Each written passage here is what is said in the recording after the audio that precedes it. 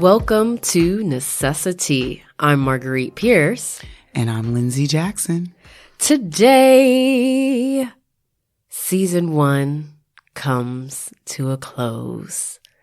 It's been so much fun and quite the learning experience for Lindsay and myself to bring you guys 13 episodes of Necessi-Tea. And what we're going to do today, this will be episode 14, but it will be a recap and a revisit of all the 13 episodes that we've done so far. So buckle up and join us on this recap ride. The beginning. Episode 1. Where it all began. Look. Waiting for the perfect moment. Y'all don't even understand. Y'all don't even understand the amount of preparation and hoops that we went through because we were just so freaking nervous about bringing this to fruition. For real. I mean, over-planning. We had like a 3-page document, an outline. Like one was an outline, one was a source link, like a bibliography, because that's pretty much what it was. We had a script. Yeah, we had a script that we wrote out exactly what we were going to read. We did 2 practice recordings before we got in the studio. We did it on the phone. Yes. And replayed it to one another and nitpicked the hell out of it. Correct. Just like our worst critics, just breaking our own selves down. Right. Fear was just rearing its ugly ass head.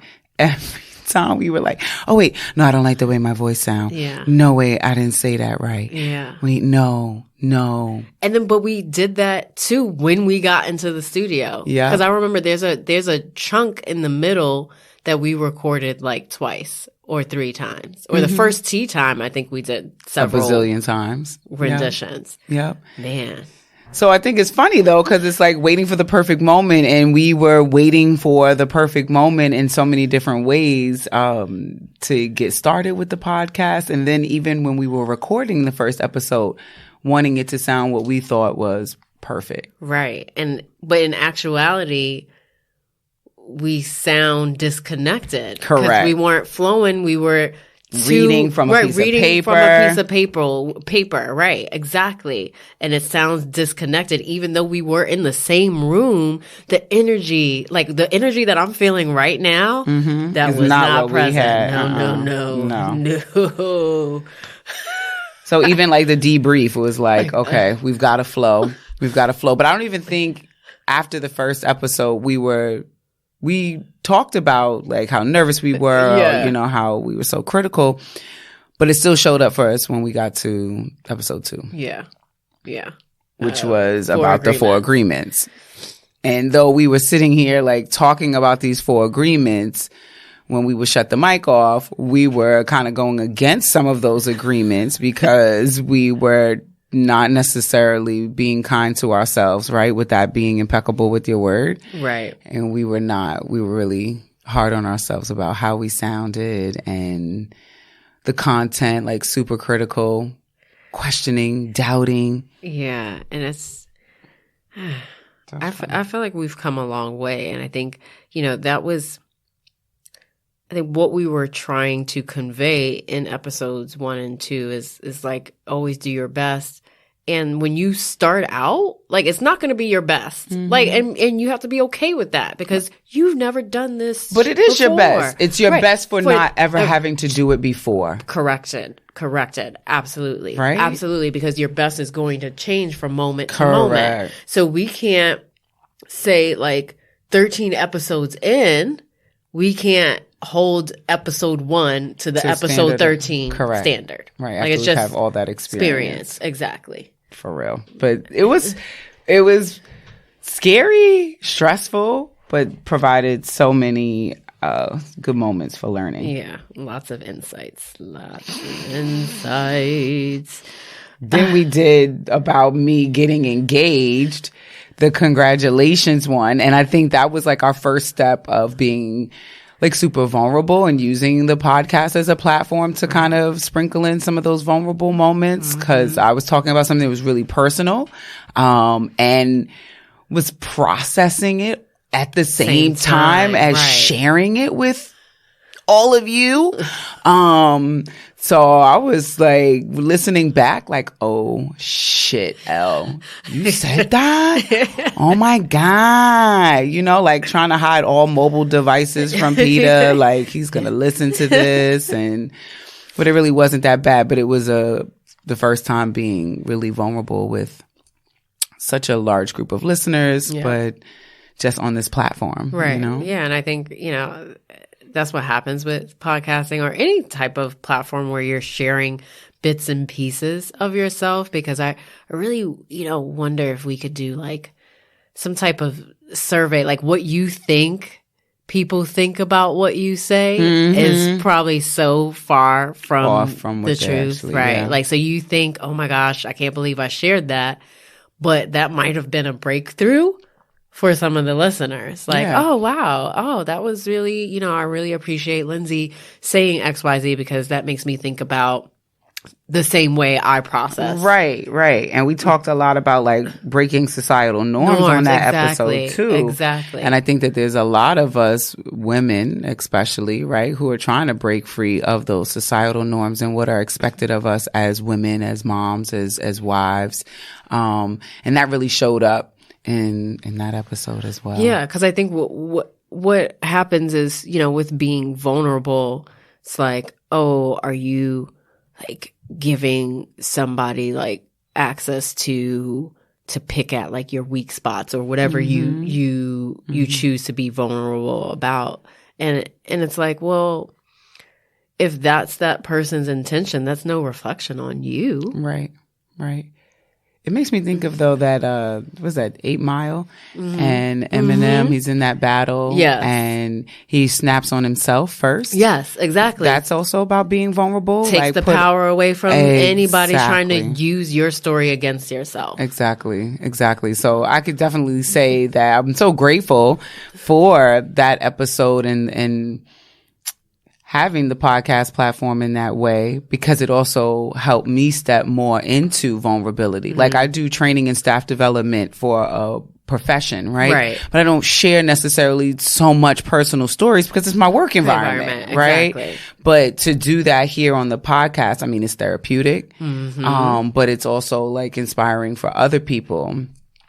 Because they can kind of relate to that and say, hey, shit, I'm not alone. Right. I felt that way, or I think this, or, I had that experience too. Right. To kind of step out of the thinking to like curate and portray this perfect and happy life all the time when everybody knows that ain't the case. Like we're just all pretending. Fronting. All right, so that was episode 3 about Lindsay's engagement and just really relationships in the 21st century and how that's changed and morphed. So go back and check that one out. It just hit me though, like the two the prior episodes to that one though, they're still like kind of like tied together. You think about waiting for the perfect moment. Yep. Those are in relationships, right? When to either have that difficult conversation, to pop the big question, or get you a little sham, right? All of those. And then thinking about the 4 agreements and also, again, our mindset and our perspective. Because then as you move on to something like getting engaged, your mindset, your perspective, it influences how you look at that experience. Exactly. Right? And then, there's always going to be correlation to how you deal with yourself and versus how you deal with others. So, I feel like the 4 agreements helps us kind of establish like the standards for how we interact with ourselves and how we interact with others. And how we, right. Yep. So even when we think about interacting with other people, we brought on a guest, right? And so our first guest on the podcast was Crystal. Oh, that was such a blessing to have her. It was fun. Yeah. to have that, because she's a mental health first aid instructor. So we wanted her to come on and be able to share her wealth of knowledge with our listeners, because we knew that it was also something really necessary. Right. Considering all that has been going on, especially the big push for mental health awareness. Right. But to have a guest on here was like fun. It's great to be here with each other. Yeah. But then to add a third person. Yeah. Mix it up a little bit. Yeah. Right. Yep. Yeah. That was cool. And she did such a great job. She did. I think Crystal brought like a ton of insight and, just kind of pull back the layers of some misconceptions about mental health. So I know, there was she joined us for 2 episodes, for episode 4, A Cup of Wellness, and episode 5, Mind Your Wellness. And I think during episode 4, there was a little debate, if you will. And I think it's best that we could replay that one. So we're going to play you a clip from episode 4 and then come back to you. So here we go. You have to practice that. You have to practice showing up for somebody with a mental health challenge. Like, you will get frustrated. And I'm not sure where, the whole check on the strong friend thing. You making a face. What's that face? You rolling your eyes? Like, no. You think it's ridiculous? I think it's so ridiculous. Talk to us about that. Why is it ridiculous? Because didn't it come out because of Girls Trip? Remember, Girls Trip came out. It was already being said, but Girls Trip came out. And this woman was very successful, but going through some stuff with her cheating husband. Right. Cheating ass husband. She was dirty. And so then they're like, oh, check on your strong friend. You never know you never know what people are going through. Yeah. Okay. So is that not true? But it's true. It's a valid Or are you saying, hey, you need to be checking on all friends? Your friends. Check on all your friends. Right. Check on all your friends. Because the problem is, that's what starts to happen. Now, that's what starts to happen. There we go. We start to check on only certain people that we think need to check in. Right. That don't. Yes, maybe, hey, I'm going to check on you because you're not typically like this. Okay. But what about the person that you've known that always struggled with depression? You checking on her? Or did you grow tired of that? Right. Or did you just chalk it up to say she's depressed and so she don't need my check-in? Right. That's like, thinking about that all over again. It's just like how not only do we make up stories about ourselves, but we make up stories about other people, and that affects our interactions or lack of interaction with others. And when we think about other people, I still think we're thinking about ourselves because I'm thinking of you and I'm thinking of where you are emotionally, mentally, and then it's like, I don't want to deal with that, or I'm uncomfortable with that. So it really still just comes back to self. Right. And us wanting to, feel comfortable. But I love that point though. Like, check on all of your friends, not just the one who shows up that they're strong all the time, or not just the person who shows you that they're struggling right now, or has that always struggles, because there is those people who just always struggle, and that's fine. But that we all need to kind of check on each other all the time, no matter what. Right. And just be consistent, because you never know what someone is going through, whether they are the person that typically tells you all their business or not. You can't make the assumption either way. Yeah. I mean, I think of people who we see or perceive as having the best life or being happy. We usually have that view for those who are wealthy. Right. And then we look at the suicide rate amongst those groups of people, and it's really high. Right. So it's like all the external things don't mean much when it comes to happiness or wellness. Yeah. And checking on people doesn't mean you got to come to the house and bring pie and casserole. String bean casserole. That's got to be the nastiest shit ever. Don't you show up. You don't want that for Thanksgiving? I don't. No, don't bring me string bean casserole with the, what is it, like the French onion crisp thingy? Right, oh the my. breadcrumb crust, the panko breadcrumb crust. No, I won't bring that over for the mama's cup. Yeah, don't bring that. Don't. That's mama's cup of trash right there. It's going right in the trash. But, when you're checking on people doesn't mean to show up with all that stuff, but it could just be a simple call, a text. How you feeling today? How you doing? Hey, I care about you. I'm thinking about you. So thinking of other ways of checking on people. There's a multitude of ways to show up to be supportive, and they all don't look the same. And you know what? Like, it could be worth a conversation too, right? Because I think we got into that with Crystal on episode 5 of communicating to your community and your friends, hey, this is typically what I do when I'm not feeling well. Right. And this is how you can support me when this happens in these moments. Here's exactly what you could do. You could do A, B, C, whatever that is. Right. That's when she talks about that RAP plan. Yes. Yeah. So it was awesome. I think having a guest on the show also added additional resource knowledge and perspective. And though I learn from you every time we meet. Same. Right. But it's also learning from somebody else.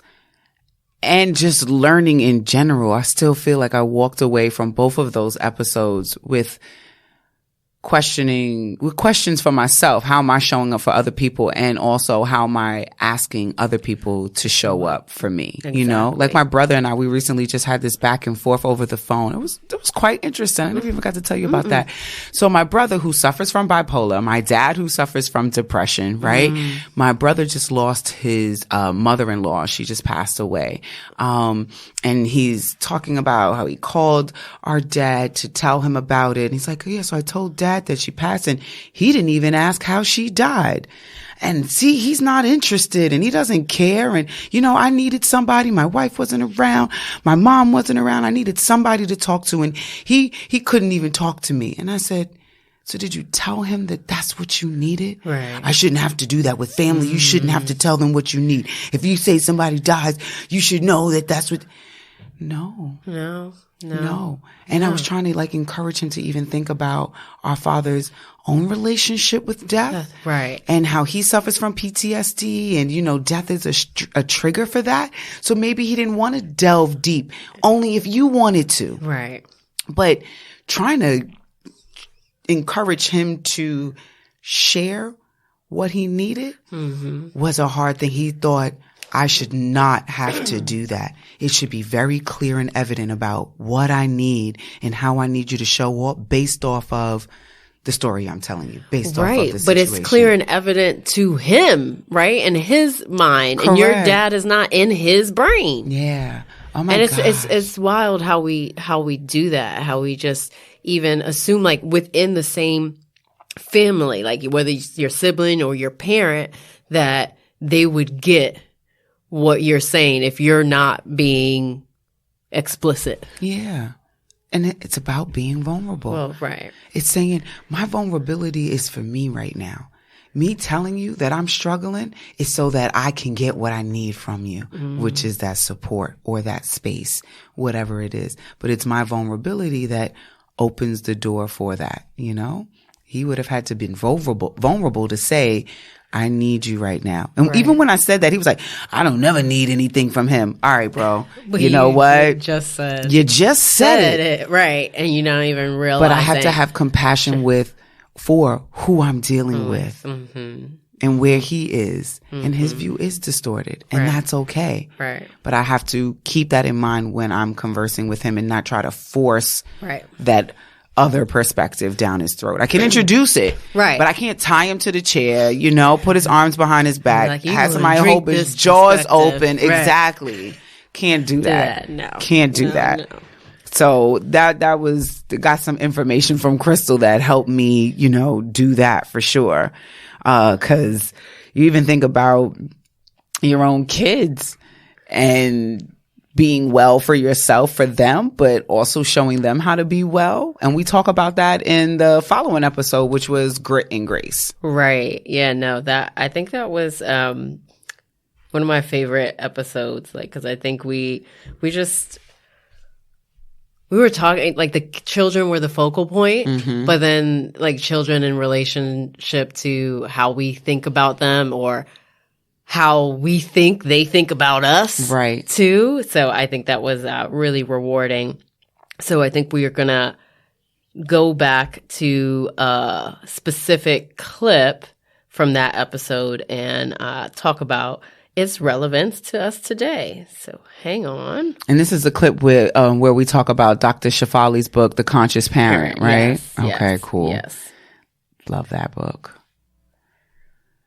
A lot of listeners said that they went ahead and grabbed that book, and it ended up being like trending also. You know? Did they? Yeah, no, I mean, that book is just so enlightening. So if you hadn't grabbed it when we released that episode, definitely get you a copy. Ask for it for Christmas or something. For a gift, exactly, this holiday season.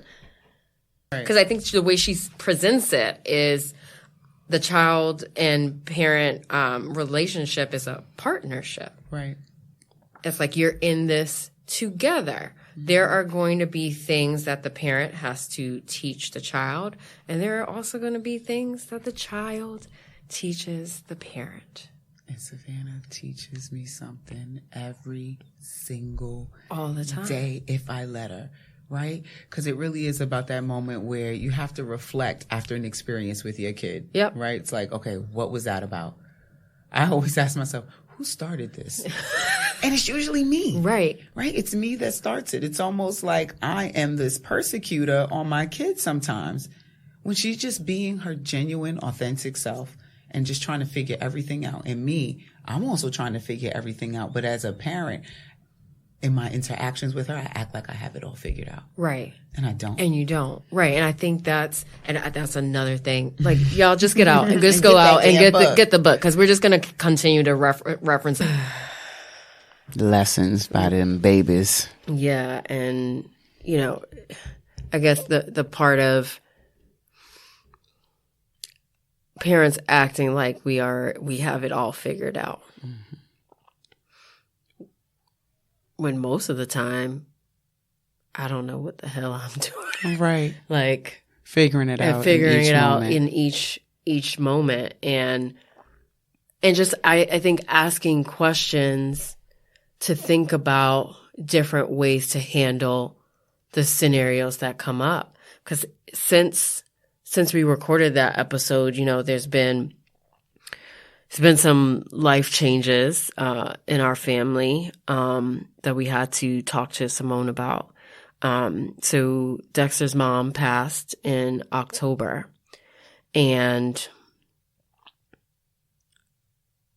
you know, she had been ill for a year, so we anticipated it and we expected it, but of course it's still difficult when it happens.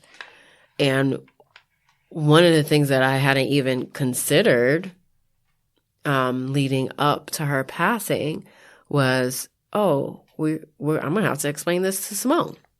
Mm-hmm. Like, grandma's gone, right? Like, what do I say? How do I say this to a 3-year-old so that she understands, right? And so I'm like, I don't even know. Like, so originally, I told her that grandma went to heaven, right?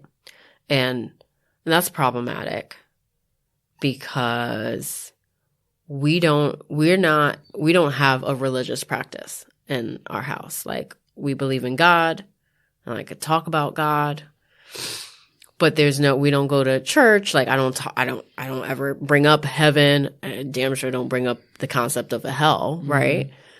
So I was like, I don't think she really got that, right? And I had used the term passed away.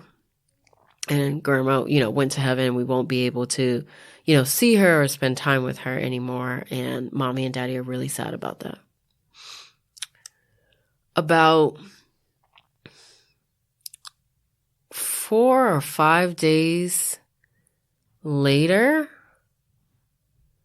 I got an email from the school that Simone attends, and learned that one of her classmates in her class, he's also 3, passed away in his sleep. Crazy. It was just like devastating news to hear. And so in that email, what the school did a really good job, and they linked several resources, video and like article resources on how to talk to toddlers about death. And so I went through a lot of the material, and, you know, the overwhelming consensus was tell them the truth and like use like direct language, like clear language. So you have to say that the person died and that their body stopped working, and that like you won't be able to see or play with them again. And one psychologist, like in her little video, she says, you know, you could draw reference to like things in everyday life, like, oh, the trees fall off, the leaves fall off the trees and died, right? Or if they see a worm after it's rained and somebody stepped on it, it's died, right? It's no longer living. It's not going to pee. It's not going to poop. Like she says, make it like relatable to them. And so I'm like, okay, so now I have to talk to Simone again in like literally a handful of days, and now tell her that her buddy from school passed. And so when I did it the second time, I made sure that I used the word died and that his body stopped working, but we're not sure why.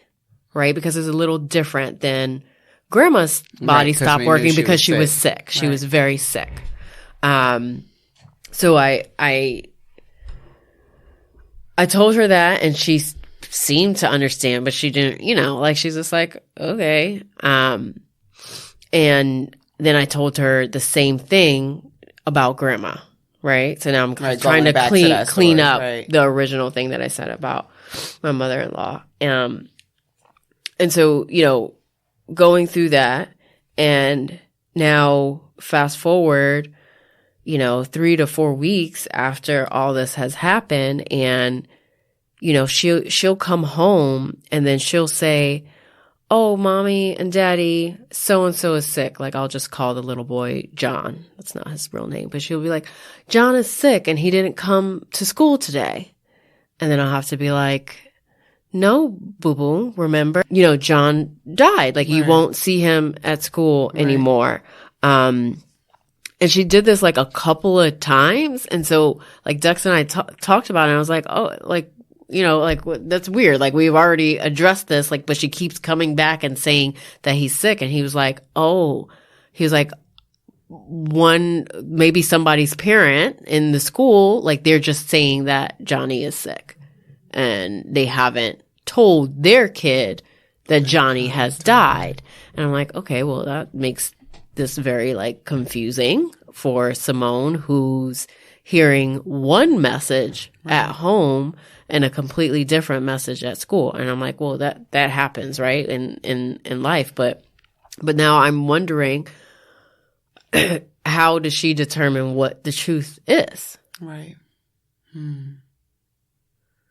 That's scary and challenging.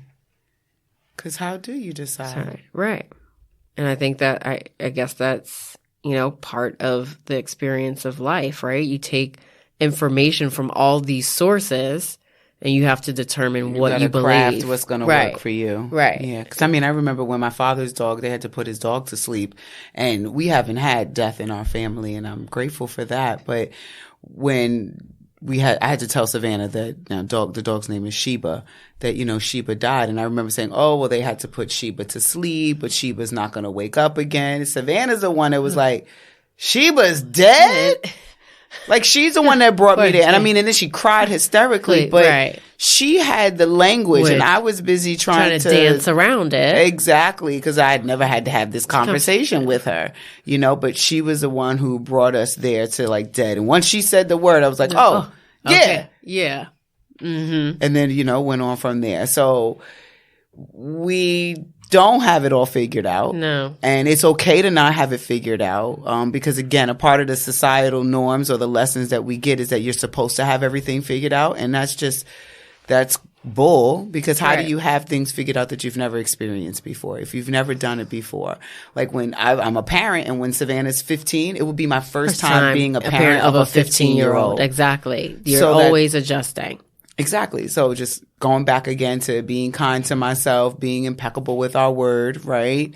And giving your best back to those 4 agreements. Exactly. Yeah, it's all intertwined. And I think, you know, just to give space for everyone to handle these scenarios that might be shared experiences, but in different ways, right? Mm-hmm. So, you know, the parents that are telling their kid that Johnny's sick, they have their reasons, right? And I'm sure they have their reasons, but for me to just my responsibility to Simone in the way that I want to handle this situation is I'm just going to repeat the same thing that I've been repeating. That's right. Because I don't think in this particular scenario that the lying to protect them. It's like protect them from what? From what? The facts of life? Like things that actually happen? Yeah. So that, you know,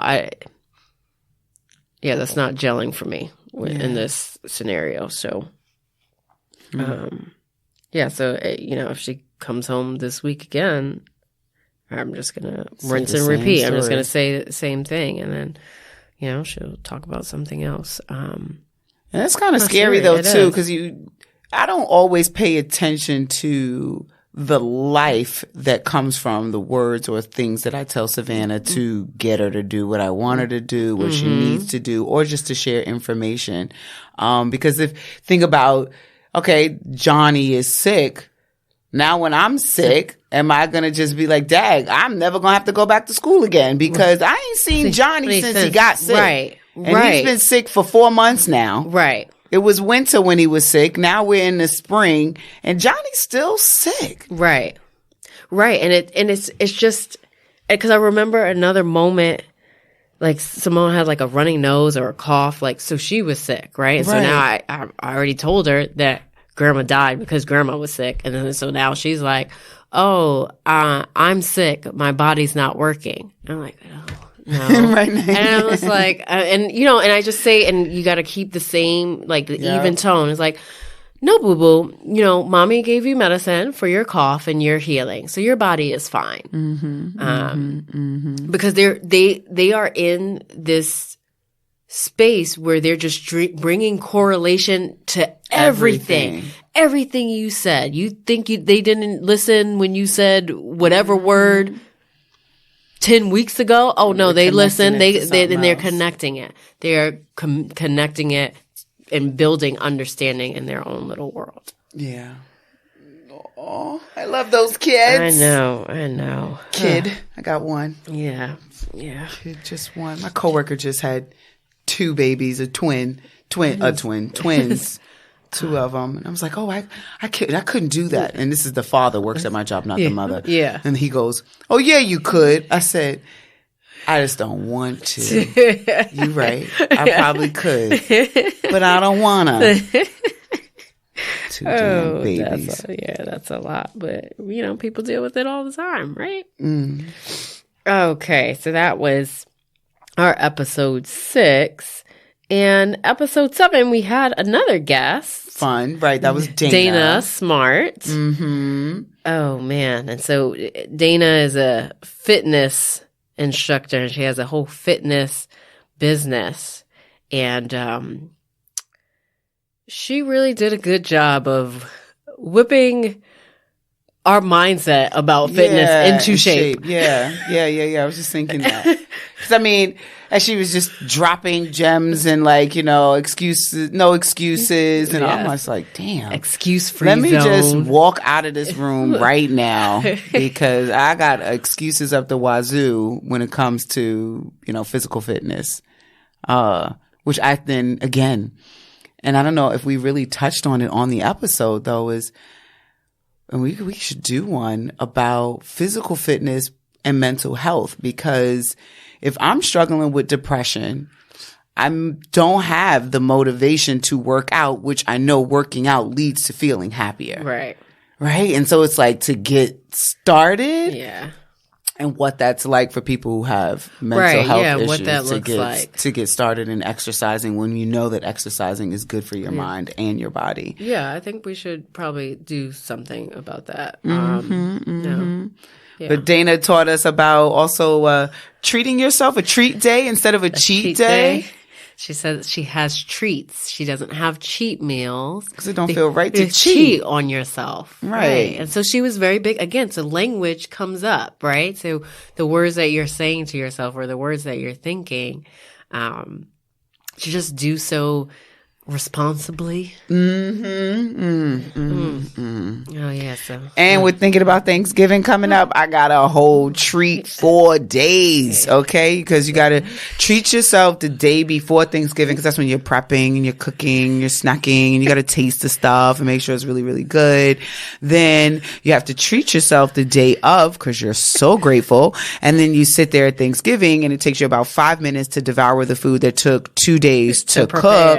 Right. Then the day after Thanksgiving, you have to treat yourself to the leftovers. Tastes better the day after. It's something about that grease or the condensation or something that comes from seeps in. It locks in. All the flavor. All the flavor is locked in overnight. I'm getting drool on the mic. I know. I'm Pause. thinking about it. You know, just thinking about it. But treating yourself instead of cheating. Because I'm saying that after Thanksgiving, I am going to change my eating habits, but I said I'll do it after. Like I'm waiting for the right moment, right? Waiting for after Thanksgiving, and then I will buckle down. Yeah, and be smarter about my health and get ready for this damn Bali trip. Trying to get this Bali. Bali. Love it. Love it. Yeah, so check out episode 7, Excuse-Free Zone with Dana Smart. And episode 8, we had another guest. We had a streak where we just had back-to-back episodes. It was like guest on guest on guest on guest. Yes. No, episode 8, Heather Morris, a.k.a. Story James. She shared just I don't know, like mad jewels, just left and right, like everything that was coming out of her mouth was just like I was hanging on to every word. And she just has a beautiful spirit, y'all, like you don't understand. And she's a dope songwriter and singer. And it was just great to have her join us and share her story and journey with us. Yeah, she was awesome. I mean, we even saw her recently. We went to SOBs. And what was so dope was like before Story came on, Marguerite and I were sitting down, we're busting down some food, and there's other artists who are coming up. Some of them are lip singing, some of them are picking and choosing when they're going to, insert their real voice into the performance. Some of them were really great and some of them were okay. But you saw that they were kind of like going again with the music of today's time, that slow, get crunk, with the beat sound the same music, right? And Marguerite and I were just sitting there being real old. We fine. But we were being real old, like, oh my gosh, what are they saying? I can't understand. Could they turn that down? The speaker was so really loud. And so when it was now Story's turn to come out, what we just really love about her is just how she stays authentic and true to her artistry and to her message and to her style, because she just came out there and she did her thing. And even the audience who was just, jumping and bumping with the other folks who were coming out were connecting with her as well. There were a few folks that they were even saying like, this is real music. I heard somebody, say that, because that same calm poise that she brought to the recording studio for the podcast is that same energy that she brings to the stage and what she brought to the stage at SOBs. And it felt good. And as soon as she got off of the stage, Marguerite and I got our coats and got the hell up out of there, because it was too late at night to be outside on a work day. And it was super cold. Like, that's when it was like frigid temperatures. 20 degrees. Like, it was nuts. I was just like, okay, time to go. Right. Oh, I just couldn't wait to get into bed. Right. I'm trying to tell you, getting old. Yes. So we wanted to revisit a couple of the moments during Story's episode. I think this first moment, we talked about, juggling all of our different responsibilities. Like, all three of us are mothers and, working mothers and working on projects outside of work. And so how do you juggle all of that? And this is what Story had to say about it. Stuart heard you were doing the Sade tribute and told me to tell you hi. That, so to know that. Okay, so that's the time I gave you. 2045. 2045. Yeah, this is where I'm at. 2045. I'll skip that because it's like right after that. Okay. So I'll just to cut know it. that her main guy saw it as a compliment. Can you do your fast forward though? That your sanity. Yep. So it's like gratitude. Wow. Okay. So it's like a few seconds before that, because I asked the question, how do you manage that? Oh, that sucks.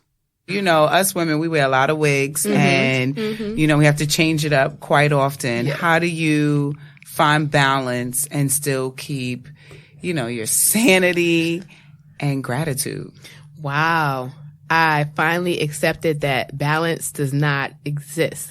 There's one thing on the scale at a time. And the more I accept that, like, I have been told that if it's a day when you're working on music, then on that day, you're just being the best artist you could be. You can be the crappiest mom that day. You can be the crappiest wife that day. Right. Then the next day, you might be being the great ultimate wife. Right. Kill it. You can still be the crappiest mom on that day, and you don't even have to be a good artist on that day because you're being a good wife that day. Right. And then another day, it's like, I am going to kill it at mommyhood. I'm going to be up. We're going to have this great day, and you kill it at mommyhood. But you are going to miss one or two emails for that 24-hour period or 9 to 5 period about artist things. Right. Hopefully, as I grow, there'll be somebody else snatching those emails from me. Right. But in seed form, it's going to be okay if I get back to them the next day. Right. Because you can't be perfect at everything at the same time. Nope. It's impossible. So what do you think about Story and not being all things at the same time, at the same level? I think of that perspective all the time. Because you try to be good at everything, right? All at the same time. And I get overwhelmed. And if I could just be kind to myself and say, you know what? Yo, Elle, you killed it at mommyhood today. That was great. I could sleep better at night rather than comparing each day, each moment, each role to the other. Oh, I was the shit at work, but at home I sucked. All right. I started there, right? I was at the prime of my day there right. now, right? But it was a really rough day, and now it's evening. I'm not going to have that same exact energy, and that is okay. So I loved that perspective about being good at one thing, and it's okay to not be great at all the other things at that time. Right. Yeah. It's just, and then also just, I think that's just another way to say, focus on what went well that day. Whatever, despite the hat, that wig that you were wearing at the time, just focus on what went well. Yeah, right. And what went well was our next episode where we had Alyssa and Sabrina. Yes, we had 2 guests. Oh, that was definitely like Black Girl Magic. Yes, moment recording good energy in there, like, recording that podcast. Yeah, so those ladies, they shared a lot of tips with us on traveling and solo travel, solo international travel. Definitely check that out if you have a big trip planned for 2020, or maybe you're taking 2019 out with a bang and you're going somewhere. Check them out. And they are co-founders of a fashion and travel business, Voyage on Vogue. So check them out. It was absolutely lovely having them both on. That was, again, like another like fun episode. Yeah, that was fun and inspiring because, I want to travel and do more traveling. And when I hear about these women taking solo international trips, I'm like, what? That's so courageous. Yeah. So I aspire to travel solo internationally. Nothing to do it but to do it. Nothing to it but to do it. And do it. All of that. All of that. Hey, right. There's nothing to it. We don't cry. We try. Exactly. That was episode 10 with Denisha. Yeah, that was a heartfelt episode. That was our most emotional episode. Yeah, for real. That was. There were a lot of like pauses in that episode, and it was really because we were taking it in. Yeah, it was like a slow moving and like just even tone. Like there's not a excitement voices or our high energy, but it was just so emotional, and like just the feel, the room was filled with grief. Yeah, and empathy. Empathy, hope. Yeah, and love. Really. It was. That was really good stuff. And, that episode also showed that through storytelling, lives can be changed. Exactly. From the listeners and the storyteller themselves. Right. But then going back to when we were talking about vulnerability with episode 3, like how Denisha just put her vulnerability in a backpack, zipped that shit up, and bared her soul with us. Yeah, that was so grateful for that. That was awesome. Yeah, so if you guys missed that one for whatever reason, you need to double back and listen to Denisha's story.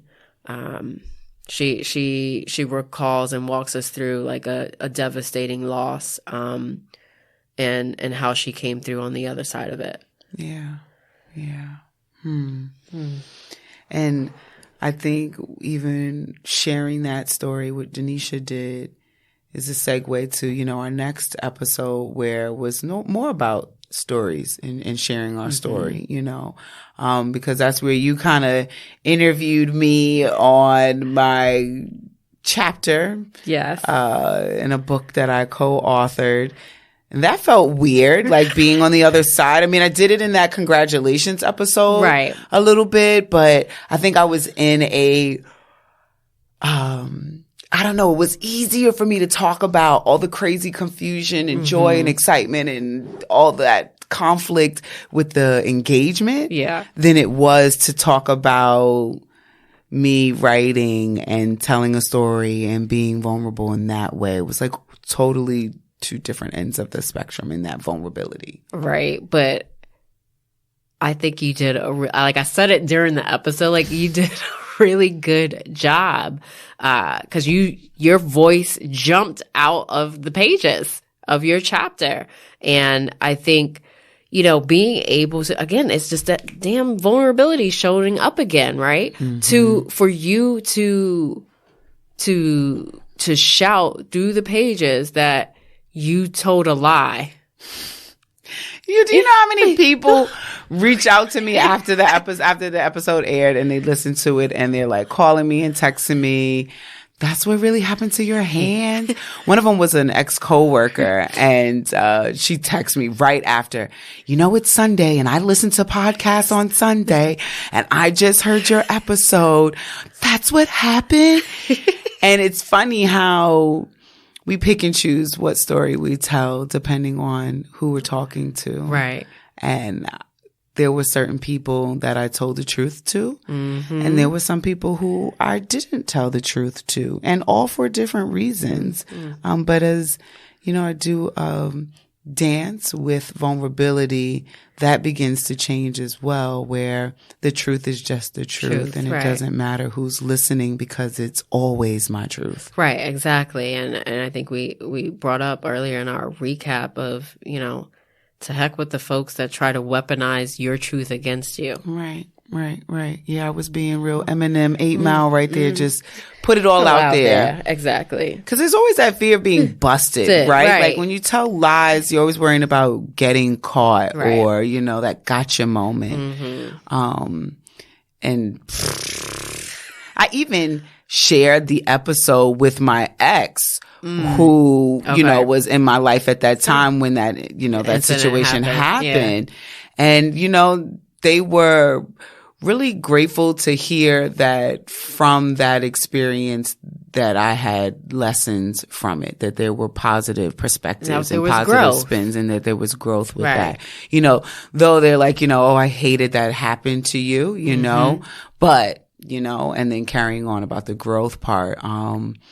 So that was also vulnerable too, that says, hey, you listen to me talk about what it felt like when I was going through that, because my partner didn't know at that time what I was struggling with. Yep. Right. I wasn't sharing that. Right. You didn't communicate it. Didn't communicate that. Thought they would just guess. Right. You know, so that was crazy. And thinking of that vulnerability goes right into the episode that followed.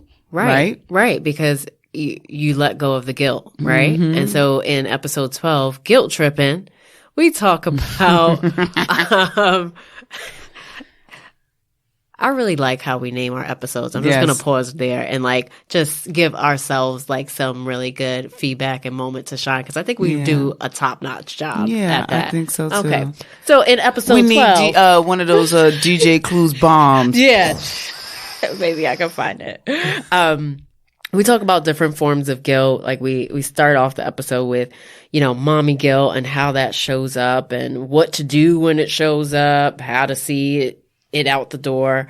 And wellness guilt too. I know we were just talking about fitness and eating well and healthy diets, things of that nature. So it's just like, like everything is just so thematic. Like it's just all so intertwined and tied together, because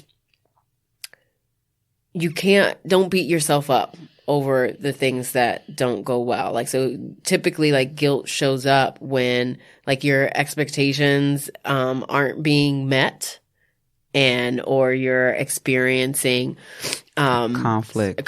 Exactly. An internal conflict. So being able to kind of weed through that and talk about it, be honest when it shows up. Like you don't have to, there's nothing to hide. There's no shame in feeling it. Yeah. And we even saw that it was trending, and that was trending also on social media. We were on Twitter and there were a lot Instagram. Of people sharing, you know, stories of how they didn't do something that maybe society would expect them to do, and why they're not feeling shame about it.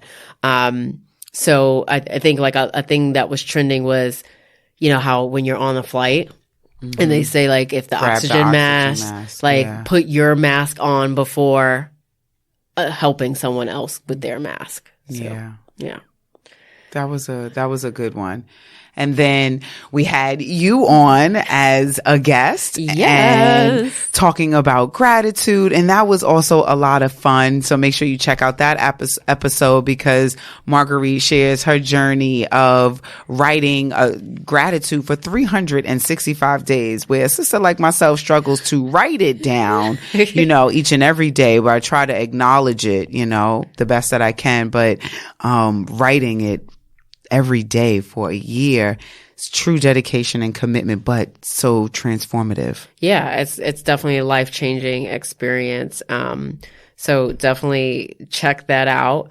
If you want to purchase the books, so Lindsay's book is Passport to Self-Discovery, and the book that I contributed to is called Our Gratitude Mission. We will add links to our link tree that will be in our bio on all of our social media, and you can buy a copy with the click of a button.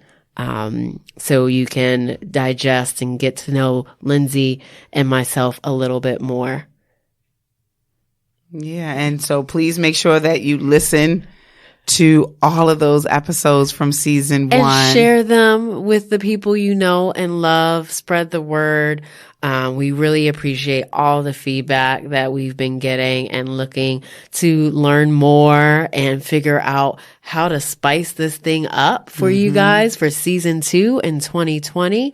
So, we're just going to take a little bit of a break, but we won't be gone for long. We got some good stuff to share with you while we take this hiatus. Yeah, so Happy New Year. Yes, Merry Christmas, Happy Kwanzaa, Happy Thanksgiving, Happy Hanukkah, all that good stuff. Happy holidays, folks. Yeah, and thank you. Thank We're so you. Grateful. Thank you for listening.